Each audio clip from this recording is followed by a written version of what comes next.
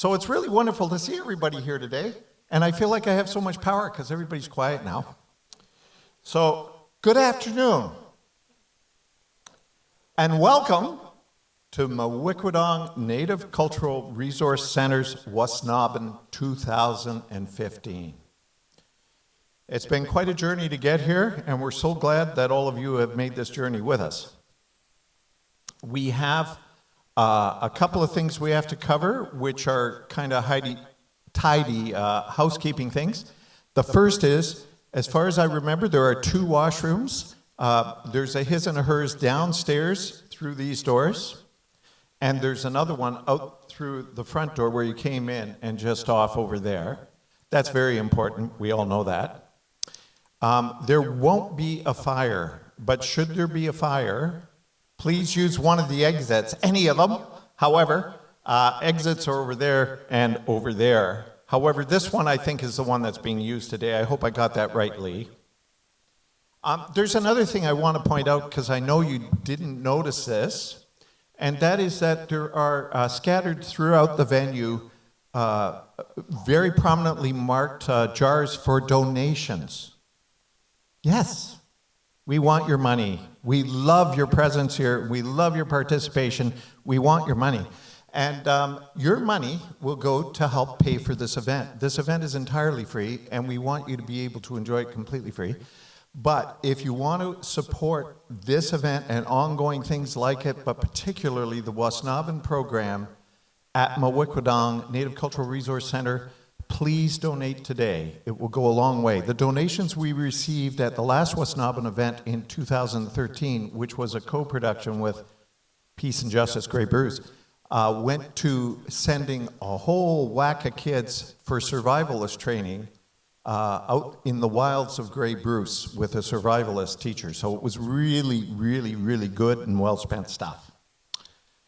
With me here today is Renette John, 7-star dancing woman.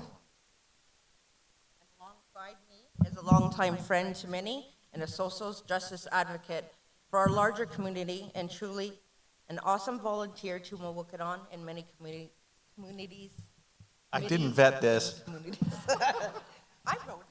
She wrote it, and I said, just say Michael McLuhan, Mawikwadong volunteer. So thank you, Ronnie. That was wonderful. We wouldn't be here today if it wasn't for our 2 primary funders. They are really, really, really wonderful organizations. And the first is the United Church of Canada's Justice and Reconciliation Fund. And with us here today from the United Church of Canada's Justice Reconciliation Fund is Maggie McLeod, who for 14 years was minister for both Cape and Saugeen. And if I made a mistake, that's my mistake. But I do believe that's the case. A wonderful, wonderful, wonderful organization. And the other organization that we simply couldn't be here without is the Community Foundation of Grey Bruce. And with us here today from the Community Foundation Grey Bruce is Ali Boltman. And again, we want to recognize these people because they actually come to bat and make this happen. They walk the talk, and I'd love you to give a big hand to our 2 funders, please. Thank you.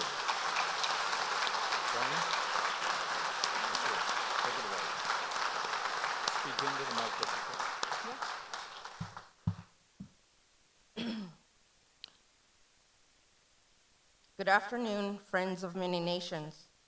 First and foremost, let us acknowledge that where we gather today is Saugeen Ojibwe Anishinaabe traditional territory and the original home of the Chippewas and Nawash.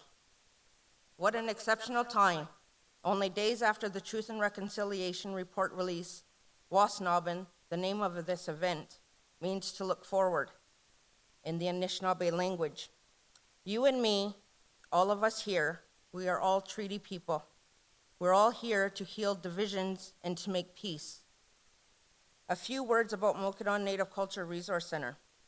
It officially opened its doors in the community in June of 2001. It had operated in a minor capacity since May of 1988. It was driven by the Grassroots Initiative, comprised of a core group of 50 Aboriginal community members from Owen Sound.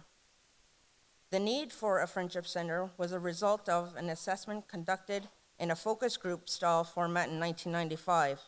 The center was established to address the social, spiritual, mental, and physical needs of the urban Aboriginal population of Owen Sound and surrounding area. By providing a safe environment for the Aboriginal peoples to participate in their community and to break down the cultural and systematic service barriers between local Aboriginals and the non-Aboriginal populations. Historically, the relationship between this region's Aboriginal peoples and our non-Aboriginal neighbors has been clouded by periods of serious disagreements over fishing, land claims, and cultural clashes that have created an atmosphere of distress. This has impaired interactions between our communities. A component of the center's vision is that we contribute to building positive, strong, and healthy relationships and partnerships within Owen Sound community as a whole, providing a safe base for the delivery of programs and services that are both sensitive to the distinct needs of the Aboriginal community and also be accepting and welcoming to all requiring services. This is to be balanced with providing opportunities for our non-Aboriginal neighbors to learn about our culture and traditions, teaching and practices in a supportive environment. The individual staff members who work at the center have various duties and responsibilities depending on their individual programs. Our core focus and vision is to always build a strong, united community where cultural barriers don't exist. Thanks, Ronnie. That's for you.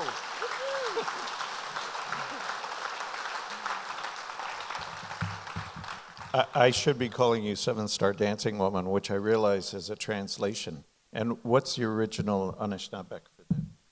Seven Star Dancing Woman. Is there an Anishinaabe?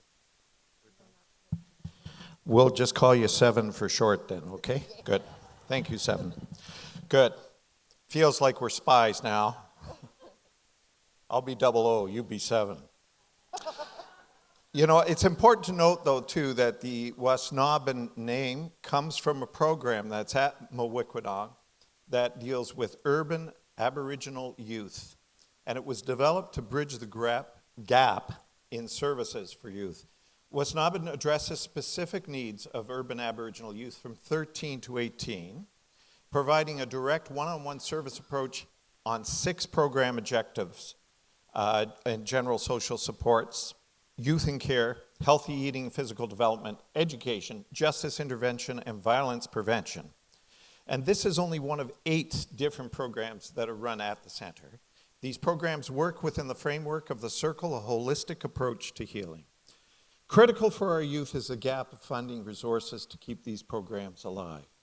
So please note that around the building, you know, I'm going to say this a few times today, just so you remember, because some of us, as we get older, you know, we have these gaps in our attention span. Around the building, there are jars that are clearly marked for donations. And there are 2 sets of jars. There's also one for the Harmony Center, which is an absolutely wonderful space to be able to use. This, to recycle United Church in this way, oh my gosh, how incredible. And of course, it costs a fortune to run this building too. So feel free to take what money you have left over after giving what you can to Mawikwadong and to Wasa-Nabin to the Harmony Center, both very, very, very wonderful causes. I forgot where I was.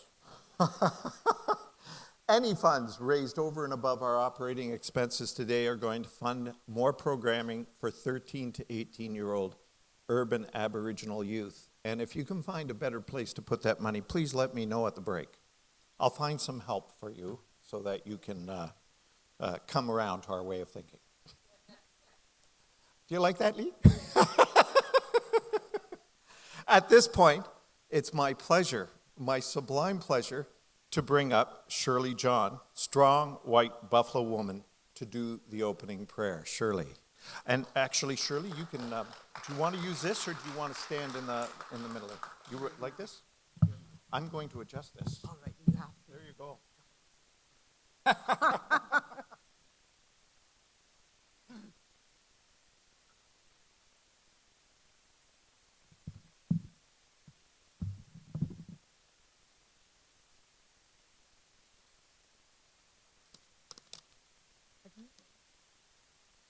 No, that's good. Thank you. Ani bojo, meshko zit yabskizit shiki kwendish nikas, engabnando dam, she cannot moit, and have the spirit of the grizzly bear. My name is Strong White Buffalo Woman. I'm from the Loon clan. My helper is the turtle, and I have the spirit of the grizzly bear. I'm Ojibwe Mohawk from Sagin First Nation, and the name my grandmother gave me is Shirley. So I walk today with my sama that has been passed to me to say a prayer, and I'm grateful to be here, and I'm grateful for everyone that is here today in the audience and those ones that cannot be here, and I'm grateful that they are sitting amongst us, all those elders that are in the spirit world. I say Chimigwach from Mawikudong Native Cultural Resource Center, where many things take place, a lot of teachings. I say Miigwech for looking ahead to Georgian Bay and all those bodies of waters that connect. So we need to be connected as well as people of all nations. May it be a showing of the waters that we need to travel on. May it follow us in the days ahead and where we need to go. As we are treaty people among all nations, we need to look at those things and walk in bounds with the Creator, Mother, and the ancestors. I give thanks for the authors that are here today amongst us, and those ones that cannot be here today, for Lee Maracle, John Saul, and Priscilla George from our community, and a lady from Cape Crooker. But anyway, I'm grateful for all the literature and all the things that people do in their lifetime to write books and to do paintings and all those things that come together to help us to be the people that we are today. I give thanks for Creator for all the love that He gives each and every one of us, and to give us the knowledge that we need as we do the work with our writing, with our tools, with our hands, with our eyes and with our ears, that we can hear those things we need to hear, to speak those wonderful words of love, light, and healing to all nations, and to have it down on paper. And so many things have come forward for me this week. There is so much work to be done with the residential school system, so much work that it's going to take a lot of time, but it will get done. It will be seen in the school systems that our people, what happened to us as people, will be in the books in the days ahead, in the months and years, whenever the time comes. It's going to take time, but it will be there. So our people will be known as those people that survived in those schools, the survival of the residential school system. And those ones out there in the world that don't know what happened to each and every one of us, they will read about it.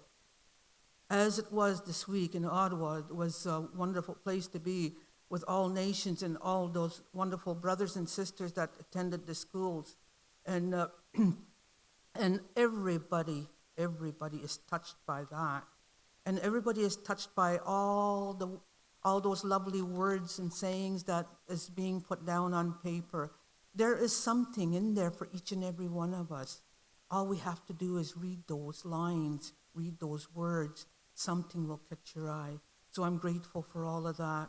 That our ancestors that have gone on to the spirit world is walking with each and every one of us that is here. They walk with us. All we have to do is acknowledge them. They're there. They're very present. They're very present here with us today, as they will show us what we need to do, show us those things that we need to learn. Walk with us, talk with us, protect us, guide us, and heal us on this beautiful journey that we're on until we meet them on the other side. I say Chimigwach for this beautiful day, a day that has been given to each and every one of us. I give thanks for all that is here. I say Miigwech, Miigwech, Miigwech, Miigwech.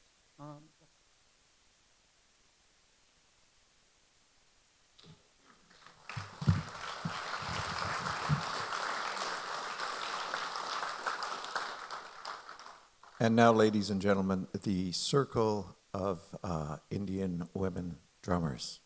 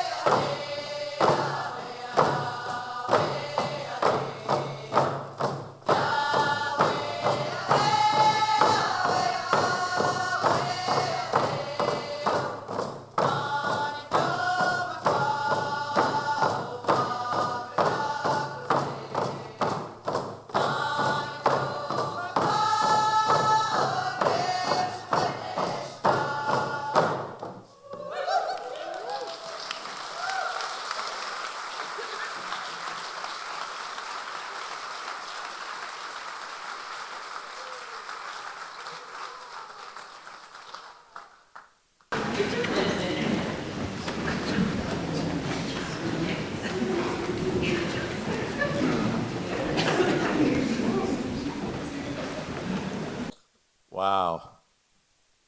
Always sort of cleanses out those mental passages. I want to tell you a bit about the format this afternoon. We have, as you know, two wonderful authors here to share their views of the path ahead. The theme of today is we are all treaty people, and it was totally accidental and serendipitous that this happens to coincide with the same week that the Truth and Reconciliation report was released. This has been in planning since November last year, so the date was chosen by the availability of our participants. There are always better dates, but never when we could do this. You will notice that, actually, Trish, do you want to come up here for a second, please? Yes. I'm going to get Trish to model something for us. She's wearing a Mawikwadong t-shirt. And on the back of this t-shirt are the words volunteer. And anyone you see, thank you, Trish, that's wonderful. Anyone you see wearing one of these t-shirts, you can give a question to, if you have a question or several, for one of the authors. The way in which we're going to do this is after the authors have spoken, we are going to have a short break where you can go over and see Zoe and Marianne here and buy their books, and then come and see the authors, and we'll find a place for them to be sitting and signing. I see we've overlooked that so far. And then afterwards, we're going to have questions that have been selected. Of course. And afterwards, we're going to have selected questions asked of the authors by our moderator. And our moderator today is an absolutely wonderful person, Ningwakwe, which means Rainbow Woman, George, and her given name at birth was Priscilla. Our moderator will draw Jeez, I turned the page too fast, forgive me. So, our volunteers will collect your questions. If you get your questions to the volunteers, they're going to be given to a pair of people who are going to go over them and remove redundancies and distill them to around 8 or 10 questions, whatever time will allow, that will be asked of the authors. Ningwakwe George, our moderator, is a Deer Clan Anishinaabe from the Chippewas of Saugeen First Nation. She was a national speaker for the former National Indigenous Literary Association, and Ningwakwe works with Arrowmite Canada and has been part of a team of Cuban and Canadian educators that developed literacy curriculum for delivery via DVD in various sites across Canada. Ningwakwe worked with the Aboriginal Learning Knowledge Centre on their Nourishing the Learning Spirit theme bundle. She has been involved in Aboriginal literacy for over a quarter of a century at the provincial and local, provincial within the Ontario government, and national and international levels. Ningwakwe has authored several position papers, literature reviews, and has conducted international research on literacy for Indigenous peoples.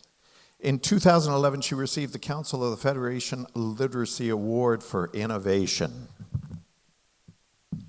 Ningwakwe advocates for the holistic approach to literacy life, which means recognizing and nurturing spirit, heart, mind, and body.